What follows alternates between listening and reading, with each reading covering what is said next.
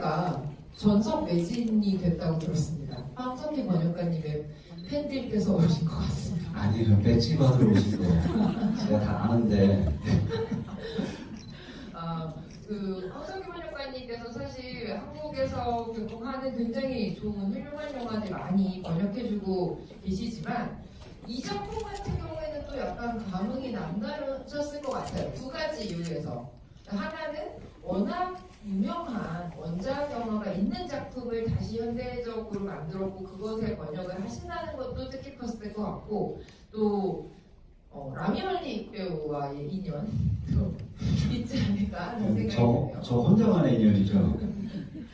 보헤미안 랩소디가 워낙 잘 됐고 영화가 거기서 워낙 강렬한 인상을 남겼던 배우이기 때문에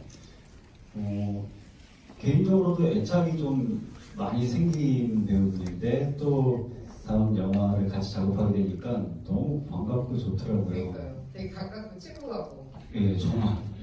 이렇게 만나면 꼭 이렇게 아는 척 해야 될 것 같고 그럴 것 같은데 번역가님은 좀 어떻게 보셨어요? 이 영화? 사실 저는 그 리메이크 작품들이 이제 많이 나오잖아요. 리메이크 작품들도 많이 나오고 무슨 뭐 애니메이션의 실사화도 많이 나오고 이러는데 그것들을 굉장히 싫어하시는 분들도 많고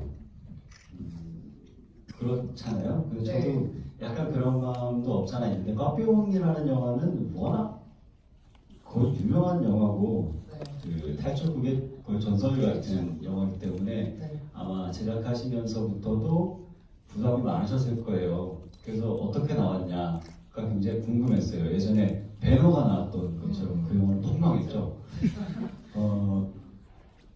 그런 것처럼 빠삐용이라는 영화도 굉장히 기대를 많이 했었고 이 영화를 보면서도 그런 생각을 되게 많이 했어요. 만약에 원작이 없고 이 영화가 처음 나왔다 그러면 관객들과 평단은 과연 이 영화에 어떤 평가를 내릴 것인가라는 생각도 되게 많이 했어요. 왜냐하면 너무 훌륭한 원작과 비교되는 거는 사실 불공평해요. 그렇죠. 핸디캡이죠. 예, 그래서 리메이크작이 나온다는 소식 자체에도 싫어하시는 분들이 되게 많잖아요. 근데 저는 어떤 방식으로든 어떤 해석으로든 다양한 리메이크와 다양한 해석이 많이 나오는 건 굉장히 좋은 일이라고 생각하고 반가워요. 근데 저도 개인적으로는 그런 것도 있어요. 최근에 그 뭐더라? 카우보이 비밥 실사화 소식을 듣고 야 그건 안 돼. 거기 싫어. 얘들아 그건 안 돼.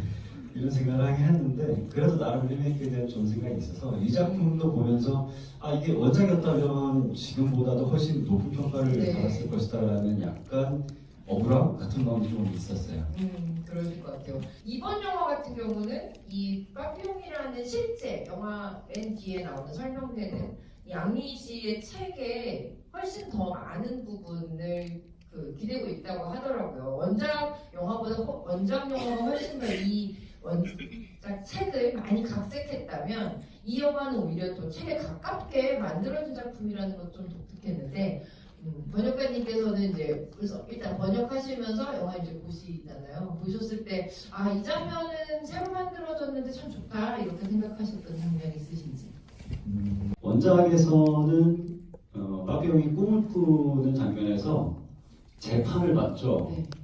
재판을 받고 거기서 굉장히 유명한 대사가 나와요. 너는 유죄다. 내가 무슨 죄를 지었는데 유죄야? 너는 인생을 낭비한 죄. 라는 대사를 하거든요. 그래서 그 말이 굉장히 여기저기서 많이 인용되죠. 근데 여기서는 그런 똑같은 대사를 쓰지 않고 여기서는 드가가 빠삐용을 보고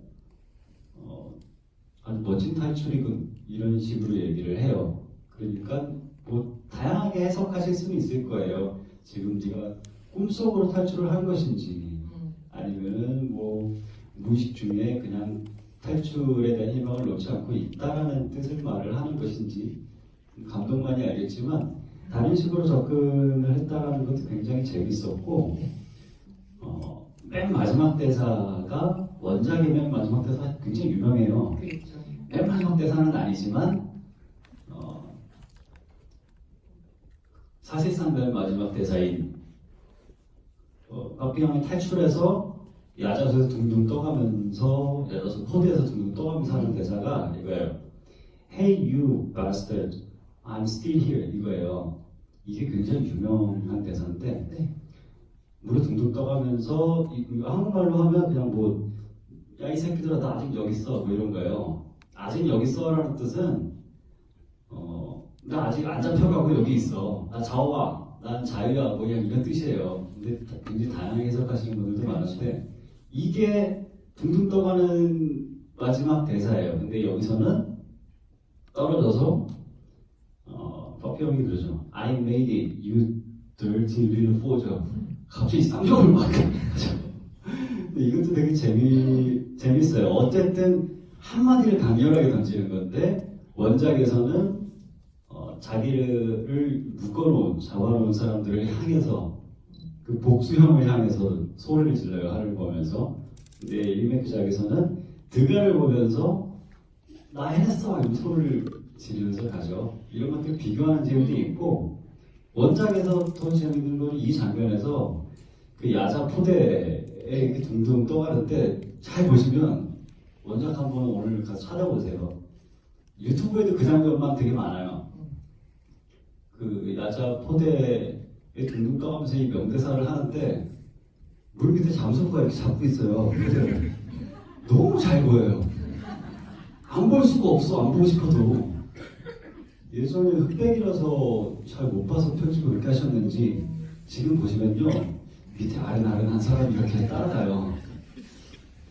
그것도 너무 재밌고 옛날 영화라 좀 어설픈 구석도 있구나 싶은 생각도 있고 흥미진진한데. 예.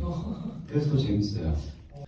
배우들 연기는 좀 어떠셨어요? 저는 원작 같은 경우는 그래서 이 영화를 보고 관객 여러분들이랑 이야기를 하려고 73년 원작을 좀 다시 찾아봤는데 저도 약간 가물가물하다 생각해보니까 원작은 굉장히 이 두 사람의 관계가 좀 건조한 편이더라고요.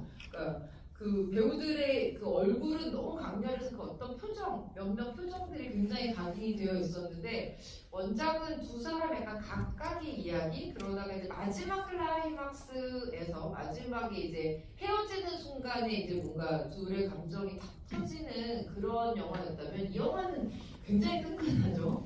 이 영화는 해외에는 그런 평이 있어요.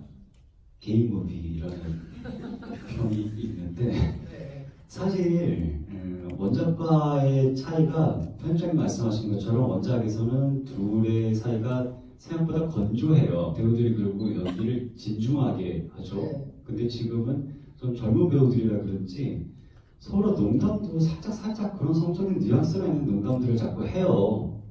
어떻게 받아들이느냐에 따라서 정말 게임 무비 같은 대사로 들릴 수도 있어요. 네.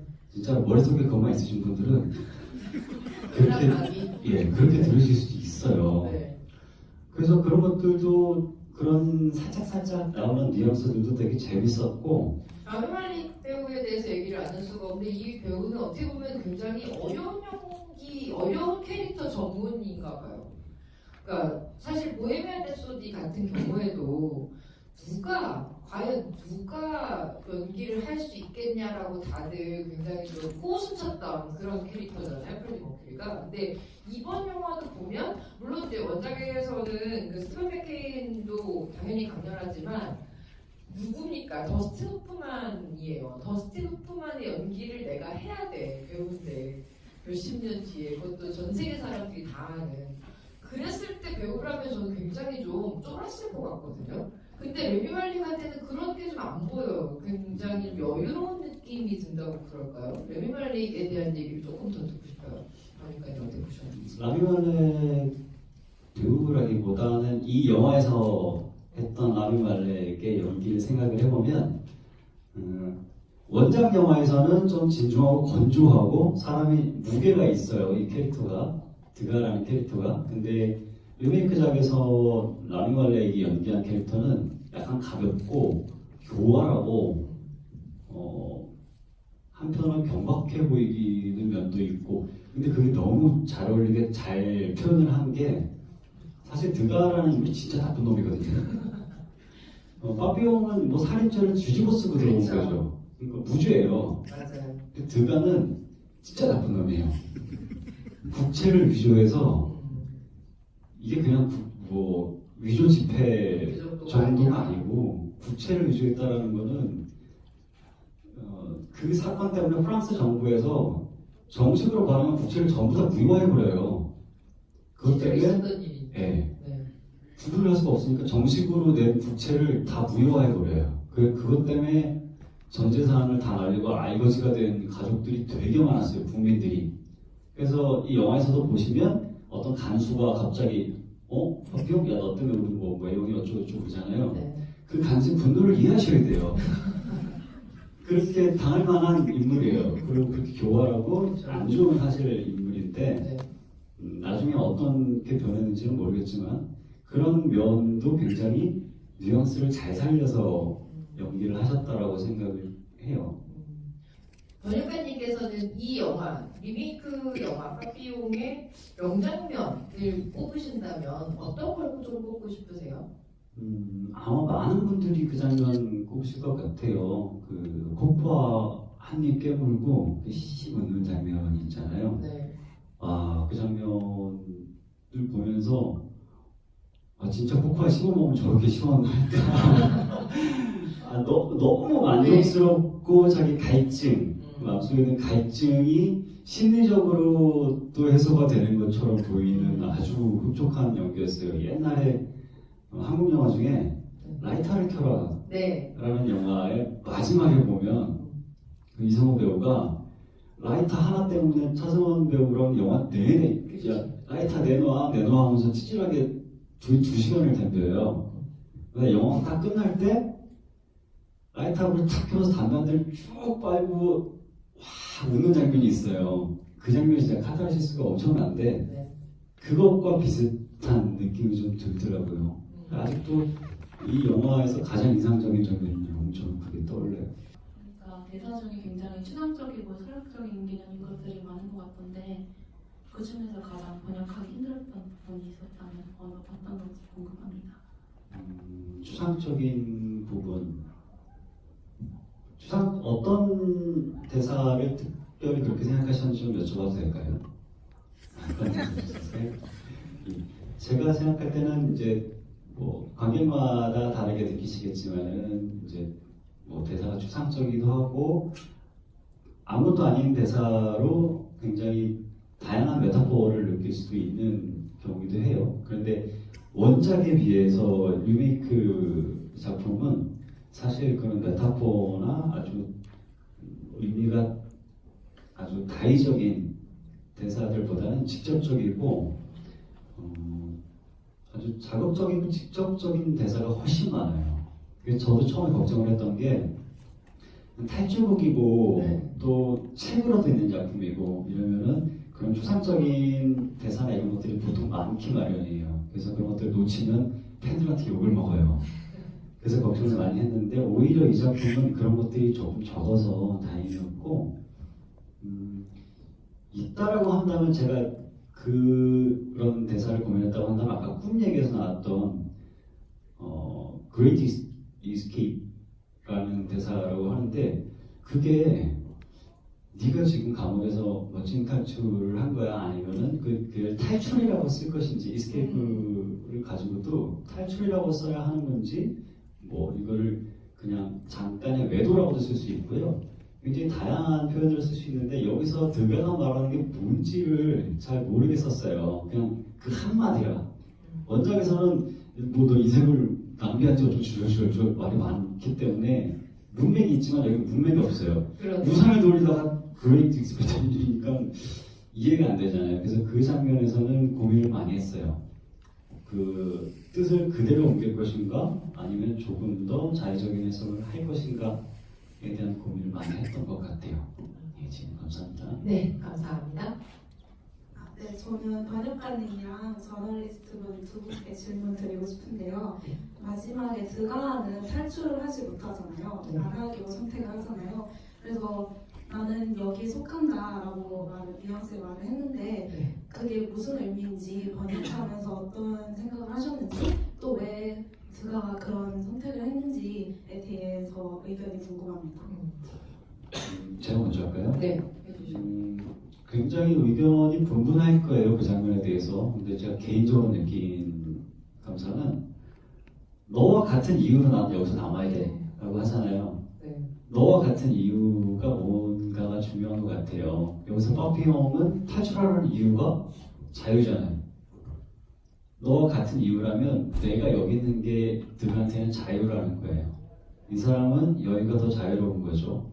바깥 세상에 자유를 배신한 아내가 있고 자기가 뭐 뉘우쳤는지 모르겠지만 사기친 그 많은 희생자들이 있고 자기의 과오가 남아있는 어떻게 보면 속세죠. 거기보다 자기는 여기가 훨씬 자유로운 거예요. 제가 느끼기에는 그랬어요. 그 대사로만 봤을 때는.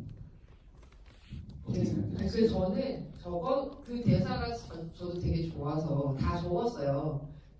난 남아야겠어. 이거는 이제 번역가님께서 번역해 주신 걸 제가 적은 거죠. 난 남아야겠어. 내가 가야 하는 이유와 똑같아. 내가 있어야 할 곳은 여기야. 괜찮아. 난 좋아. 이렇게 말을 하거든요. 근데 저도 번역가님 얘기하신 거랑 좀 비슷하다는 생각이 들었는데 이 사람, 그러니까 빠삐용은 어떻게 보면은 탈출을 한 게 아니라 탈옥을 한 게 아니라 자기가 원래 있어야 할 곳으로 간 거잖아요. 근데 드가는 있어야 할 곳이 거기라는 생각이 들었어요. 네, 그렇죠. 예, 제가 있고 없고의 차이일 수도 있겠다는 생각이 들었고 난 좋아라고 얘기를 하는 것도 이제 그 사람이 자신의 죄를 저는 받아들였다라는 의미로 좀 파악이 되더라고요. 그래서 옛날 그 73년 영화에서 봤을 때는 막 아니 저 사람 왜 하는 거지? 미친 건가? 저기가 좋아? 막 이랬는데 이 영화를 보면서 그가의 마음을 좀 이해하게 됐어요. 그래서 이거는 저는 이 네 줄의 그 번역이 너무 좋아가지고 적어놨답니다. 저도 이 해석으로 할래요. 이 해석이 너무 마음에 들어요. 드가는 중죄인이에요. 벌을 받아야 해요. 제가 원작이랑 소설이랑 둘 다 안 봐서 그런데 그 드가가 빠삐가 그 탈출하기 전에 몰래 그 병에 나비 그림을 그려서 넣어서 그거를 짐에 같이 넣잖아요. 그걸 빠삐는 나중에 그걸 알았을 것 같은데 드가는 그 빠삐랑 같이 탈출을 안 하면서 그 마지막으로 선물을 하필이면 그 나비 그림을 한 건 그거 의미랑 그게 그 소설 속에도 그게 원래 실제로 있었던 일인지 그게 좀 궁금합니다. 일단 원작 영화에는 없죠. 예, 원작에서는 없는 내용이에요. 예, 73년 영화에는 그 나비 그림을 주는 선물하는 장면은 없어요. 저는 책은 그렇게까지 안 읽어서 모를 것 같아요. 보시다시피 두꺼워요. 좀 두껍습니다. 그래서 제가 책을 안 읽어서 그게 있는지는 잘 모르겠고 나비를 그려주고 선물하고 하는 장면들은 아까 말씀드린 것처럼 그런 의미가 큰 것 같아요. 진보 하나와 자유에 대한 갈망이나 네. 자유에 대한 성취 뭐 그런 것들을 의미하는 거라고 생각을 하거든요. 뭐 더 큰 의미도 찾으실 수 있겠지만 제 개인적인 생각은 거기까지였어요. 사실 이게 저도 이게 실화가 아니라 그냥 뭔가 이제 실화를 바탕으로 한 거겠지라고 생각했었는데 이게 거의 다 실화고 이 실제로 회고록을 낸 내용까지도 다 저 사람이 뛰어내리고 그 안에 그 수용소 안에서 있었던 모든 이야기들이 거의 다 실화인 상황이거든요. 그래서 되게 아이러니하다고 생각했어요. 하필이면 가슴에 나비 문신을 하고 있는 남자가 예, 죄가 없이 붙잡혀서 심지어 저 악마의 섬이라고 불리는 수용소에서 탈출을 하게 되었다라는 거는 이거는 진짜로 실제로 벌어진 일이 아니면 사람이 상상해서 썼다 그러면 에이 좀 너무 뻔한 거 아니야? 뻔한 상상 아니야? 라고 생각했겠지만 이게 실화라고 생각하고 보시면 또 굉장히 약간 드라마틱하더라고요. 마지막에 보면 실제 주인공이 이렇게 상반신을 벗고 계신 노년의 주인공 모습 나올 때 이렇게 가슴팍에 나비 문신이 있는 게 그래서 저는 훨씬 좀 약간 강렬하게 다가오기는 했었어요. 이게 정말 뭐 픽션이라고 해도 그냥 믿을 이야기인데 맞아요. 이게 원작을 보시면 노인분이 그 절벽에서 뛰어내리시잖아요. 70대에 탈출을 하거든요. 원작에서는. 그러면 죽어요. 그 높이에서 떨어져서 사실 수가 없어요. 뼈가 부러져서. 젊은이도 뛰어내리면 죽을 텐데 그 원작과는 조금 차이가 있다라는 점. 네. 맞아요. 그런 것 같네요. 저도 드라마틱하기로는 73년 영화가 훨씬 드라마틱한 것 같은데 약간 좀 더 현실적이고 지금 관객들에게 어떻게 보면 좀 직접적으로 공감을 불러일으킬 수 있는 건 이번 새로 만들어진 영화도 되게 매력적이 아닐까라고 생각했습니다. 네, 감사합니다. 벌써 주어진 시간이 마무리해야 될 때가 왔는데요. 번역가님 마지막으로 관객 여러분들께 전하고 싶은 얘기가 있으시다면 이 영화의 어떤 좀 포인트들을 관객들이 좀 받아들였으면 좋겠는지 한원기 번역가님의 말씀입니다.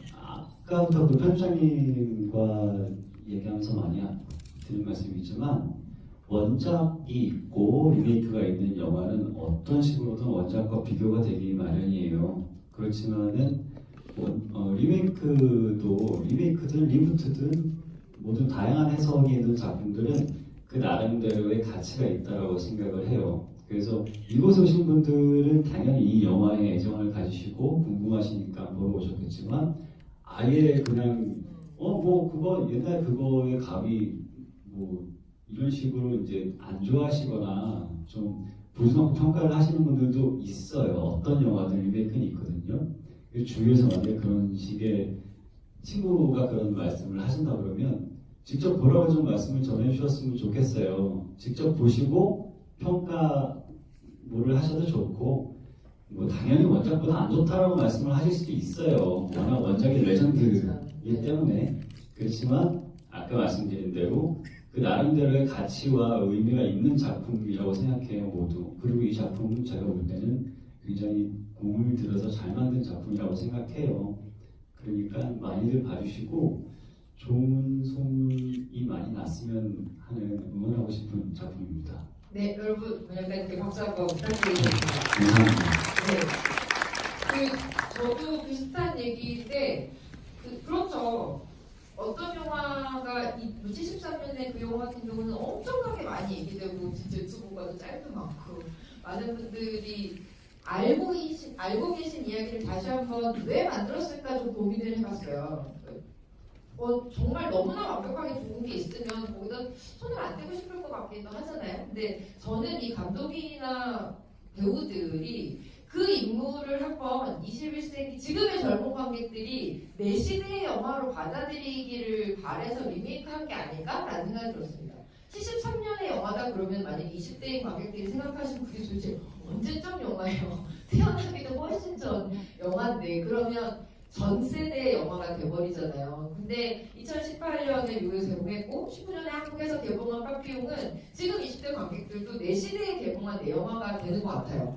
그래서 내 시대의 빠삐용을 하나쯤 가지는 즐거움도 있지 않을까라는 생각이 들어서 이 영화를 좀 그렇게 봐주셨으면 좋겠다는 생각이 들고요. 레미 말린 진짜 연기 잘하고요. 타이러넨 배우 같은 경우도 진짜 연기 보시면은 옛날 배우들이랑 좀 비교해서 봐도 재밌겠다 싶을 정도로 잘하거든요. 많은 이야기, 많은 분들이 빠삐용을 내 시대에 한 번 더 볼 수 있도록 많은 좋은 입소문 내주시면 감사하겠습니다. 늦은 시간까지 자리해주신 이렇게 꽉 채워주신 모든 관객 여러분 다시 한번 감사드리고요. 네, 또 다음 기회에 좋은 자리에서 뵙겠습니다. 고맙습니다. 감사합니다. 조심히 들어가세요. 조심히 들어가세요.